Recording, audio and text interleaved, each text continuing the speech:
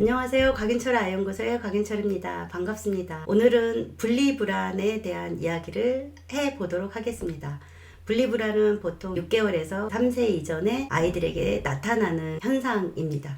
그래서 분리불안이 있다라는 것은 자연스러운 과정이고, 또 분리불안이 생겼다라는 것은, 그리고 분리불안으로 인해서 아이가 어떤 행동을 한다라는 것은 아이가 지금 감정적으로 뭔가 엄마에게 이야기하고 싶은 것이 있다라는 사인으로 보시면 좋습니다. 가끔 우리 손주들이 우리 집에를 놀러 와요. 엄마 아빠 데이트하러 가라고 이렇게 하고 아이들만 제가 봐줄 때가 있는데, 그러면 막 집에 와서 너무나 신나죠. 금붕어도 보러 가고 고양이 밥도 주고, 할머니 이거 뭐야? 막 이렇게 물어가면서 정말 질문이 끝이 없습니다. 막 신나게 놀아요. 그런데 아이들에게는 엄마와 떨어지게 되면 그 떨어진 시간에 대한 한계가 있는 듯해요. 오전에는 넘어져서 울더라도 뭐 금방 일어나서 툭툭 털고 뭐 아무렇지도 않은 듯 웃고 막 이런다 그러면, 오후 시간쯤 되면서부터는 그냥 서럽게 울어요. 서럽게 울면서 뭐라 그러냐면, 할머니 저는 지금 엄마가 필요해요. 막 이래고 울어요. 너무 귀여운 거예요, 제 입장에서.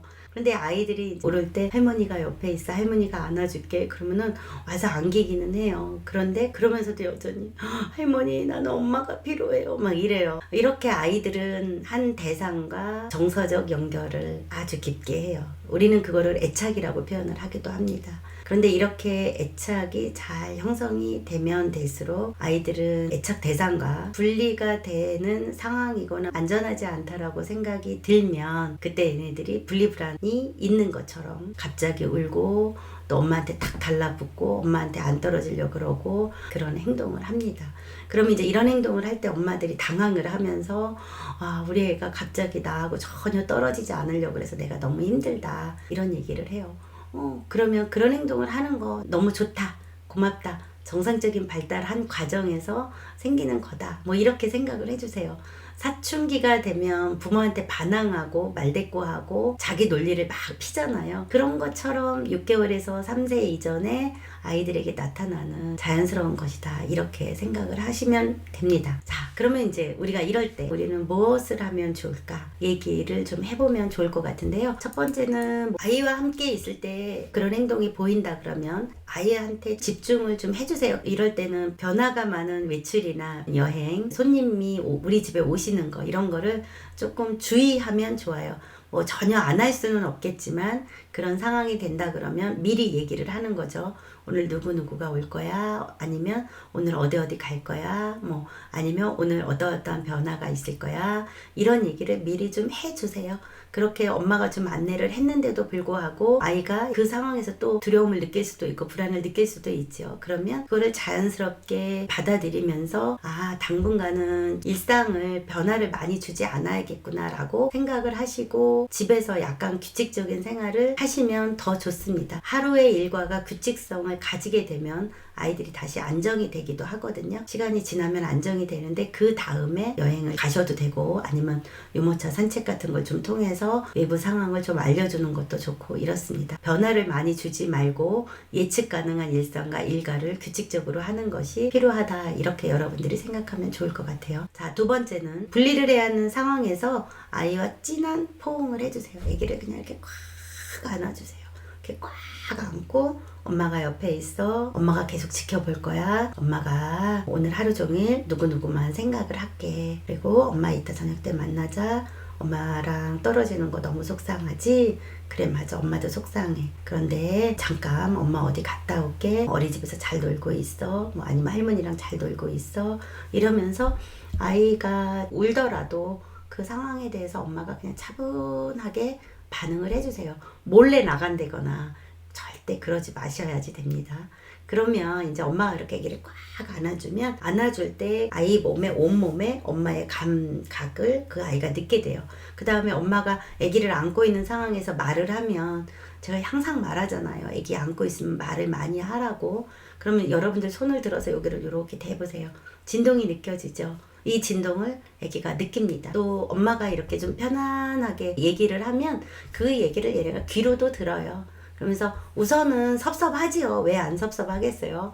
그렇지만 몰래 도망가지 않는 상황에서 그럼에도 불구하고 엄마 안녕 하고 여러분들이 아주 자신감 있게, 그리고 이런 상황이 처음에는 당황이 되겠지만 안전하다라는 것을 그 아이가 경험을 하게 되면 이 아이가 다시 안정이 됩니다. 그래서 그런 시기가 있을 때 너무 막 속상해하지 말고 막 미안해하지 말고 또는 아기를 안고 왜 울어? 괜찮아. 엄마가 옆에 있는데 이런 얘기 하지 말고 여러분들이 조금 차분하게 안정적으로 그 아이와 눈 맞추고 포옹하고 이러면서 이렇게 분리를 하셔도 됩니다. 자, 세 번째는 엄마가 먼저 이 아이의 감정을 인정해 주는 거예요. 이 시기 아이들은 체면이나 배려가 없어요. 그러다 보니까 이제 엄마가 그렇게 나가거나 만일에 그런 조짐이 보이면 그냥 대성통곡을 하고 울지요. 막 크게 울어요. 그러면 엄마가 이렇게 아기를 안고 아유 괜찮아 여기 있잖아 왜 울어 엄마가 있는데 엄마가 도망을 가 뭐 이런 얘기를 할 수도 있고 뭐 울지 마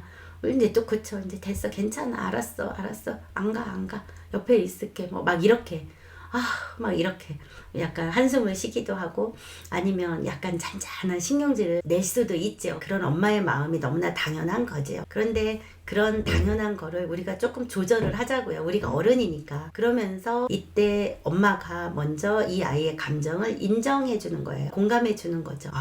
엄마가 너 옆에 있다가 거실에서 부엌으로 설거지하러 가려고 그러니까 하고 울었어. 엄마가 옆에 있었으면 좋겠어. 이렇게 그냥 아기가 하는 행동에 대해서 엄마가 한번 읽고 그래 그럼 엄마가 옆에 있을게. 엄마가 옆에 있는 게 좋구나. 그래 오늘은 옆에 있을게. 엄마도 너랑 같이 있는 거 너무 좋아. 뭐 이렇게 얘기를 하세요. 스트레스가 되겠지만 이 상황에서 스트레스가 되는 것을 아이한테 표현을 하면 아이는 더 불안을 느끼거든요. 아이들은 엄마를 통해서 엄마의 표정을 보고 또 아빠의 표정을 보고 이러면서 얘네들이 모방을 해요.